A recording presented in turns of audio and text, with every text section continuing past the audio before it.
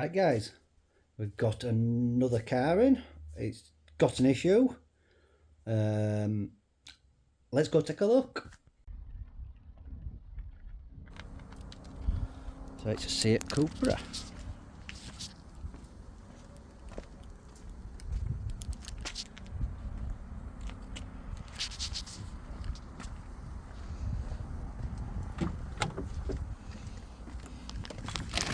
Oh, so it's a Seat Cupra.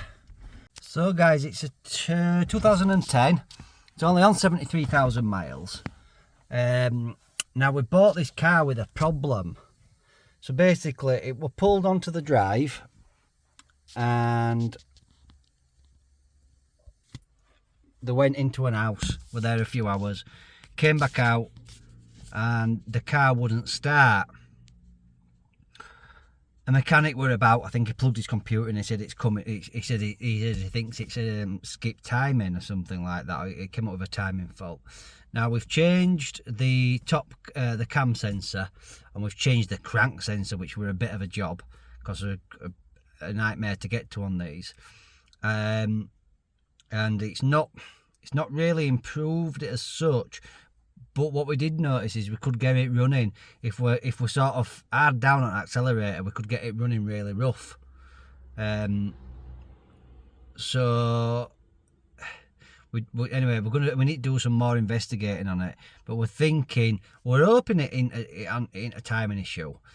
And it's not coming up any fault codes because we are getting it running, but it runs really rough, like it's only running on a couple of cylinders, which is why we thought it might be a cam sensor or crank sensor. So it's a bit of an oddball situation. We thought, is it fuel pump? But I've just turned it on now and I can hear the fuel pump firing up. Apparently the fuel filters are bad for getting clogged on these. So again, could that be the issue? Because if we keep his foot down, so we're forcing more air and fuel in, you can seem to keep it, if you just go in and turn it over, you won't get it running. But if you turn it over and you give it some gas, you can get it to run really rough.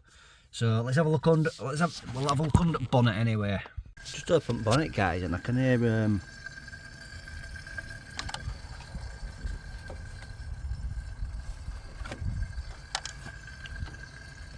don't know if you're picking that sound up on camera.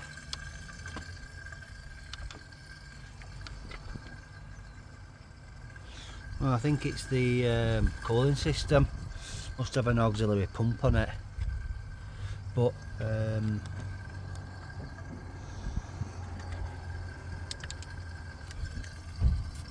the crank were down there. Crank sensor. But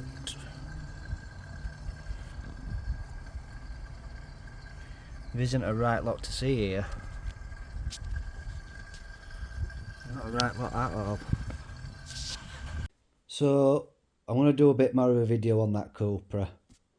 As I say, we sort of scratching his heads, literally, with that one at the minute. We're going to spend a bit of time on Sunday getting fuel filter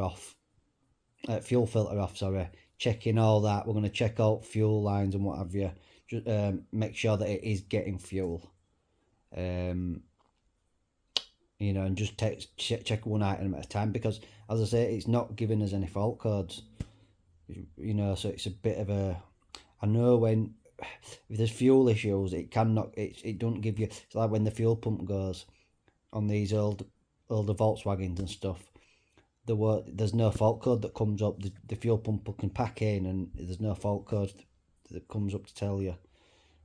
So yeah, we're just gonna have to go through it step by step. But anyway, if you're interested to see if we get this thing running, maybe subscribe and then you'll be able to catch the next video. Anyway guys, we'll probably catch you in about 2 days when we've had a look at this, and we'll let you know what's happened with it.